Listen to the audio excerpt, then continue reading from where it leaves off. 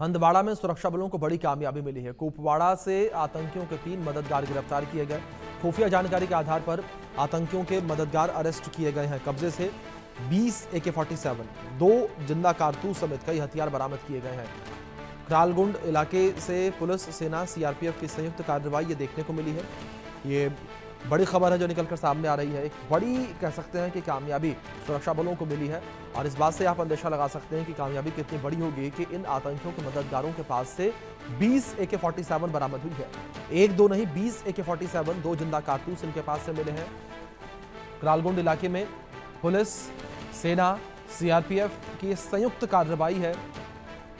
तो जिस तरीके से सुरक्षा बल जो है वो आतंकियों के ऊपर काल बनकर तो टूट ही रहे हैं, लेकिन इसी के साथ साथ आतंकियों के मददगार जो है उनका भी खात्मा लगातार किया जा रहा है। आशिक मीर हमारे सहयोगी जुड़ गए हैं, उनका रुख करेंगे अपडेट्स के लिए। आशिक, जिस तरीके से ये एक बड़ी कार्रवाई है, 20 AK-47 जो है वो बरामद की गई है इन आतंकियों के मददगारों के पास से। जहां एक और घाटी में आशिक जो है लगातार आतंकियों का खात्मा तो किया ही जा रहा है, लेकिन दूसरी ओर अगर बात की जाए आतंकियों के मददगारों को लेकर तो उनके ऊपर भी सेना कहर बनकर टूट रही है।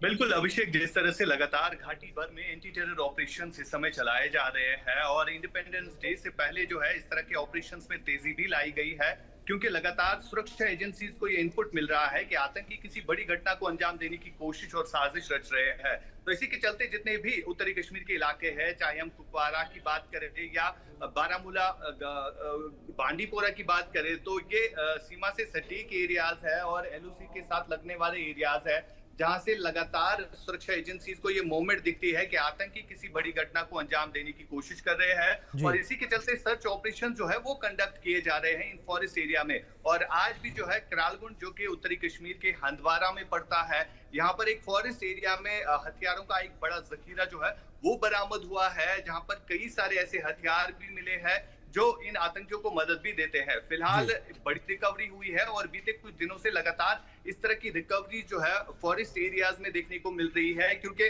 जो स्ट्रेटजी इन आतंकियों की तरफ से चेंज हुई है, पहले यही आतंकी जो है लोगों के घरों में होते थे, लेकिन अब जो है इसी तरह जो जंगल बने हुए हैं, जो घाटी के फॉरेस्ट एरियाज है, वहां पर अपने ऑपरेशंस भी देखे होंगे कि कितने ऑपरेशन बीते कुछ हफ्तों से हम देख भी रहे हैं और यही हथियार जो है इन जंगलों में छुपाए जाते हैं ताकि इनको सेफली जो है वहां पर शरण भी मिले।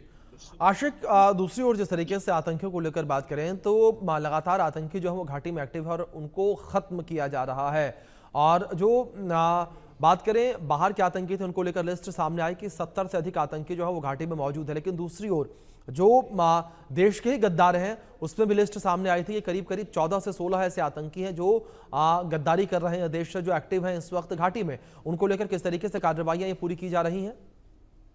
देखिए, बिल्कुल पहलगाम में जो आतंकी घटना घटी थी उसके बाद पुलिस की तरफ से एक लिस्ट जारी किया गया था, जिसमें जो स्थानीय टेररिस्ट है उनका भी नाम था, जिनमें से कई सारों पर कार्रवाई भी की गई। और इसके अलावा अगर हम आतंकियों के मददगारों की बात करें, जिन्हें अब सुरक्षा एजेंसी जो है दर दबोच रही है और उनसे ये बुलवाया जा रहा है कि किस तरह से उन पर जो है कार्रवाई की जा रही है और सबसे बड़ी बात किस तरह से उनको रिक्रूट भी किया जाता है। और इससे पहले भी हमने देखा कई सारे ऐसे OGWs जो है वो गिरफ्तार हुए, जिनने ये कहा कि ऑनलाइन एप्लीकेशंस के जरिए जो POK के इलाके में टेररिस्ट हैंडलर्स है, तो वो जो है इनको रिक्रूट करते हैं। यानी ये सिलसिला जो है अब चल रहा है, लेकिन इस पर जो है NIA और SI मिलकर और साथ साथ जम्मू कश्मीर पुलिस और सुरक्षा एजेंसी जो है काम कर रही है। अभी तक कई सारे ऐसे OGWs जो है गिरफ्तार भी हुए हैं।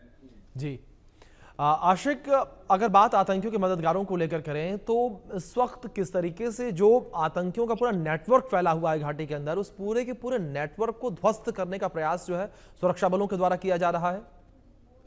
बिल्कुल, अगर हम देखें अभिषेक, जो यहाँ पर हिजबुल मुजाहिदीन टेरर आउटफिट जो है कई अरसे से काम कर रहा था, लेकिन अब लोकल टेररिस्ट रिक्रूटमेंट जो है उसका ग्राफ काफी नीचे चला गया है। अब स्थानीय युवा जो है वो टेररिस्ट ऑर्गेनाइजेशन ज्वाइन नहीं करते हैं, बल्कि जो भी टेररिस्ट यहाँ पर मारा जाता है वो कहीं ना कहीं पाकिस्तान से ही भेजा जाता है। और हाल ही दिनों हमने देखा कि श्रीनगर के दाची गांव में जब एनकाउंटर हुआ था तो 3 पाकिस्तानी आतंकी उसमें मारे गए थे।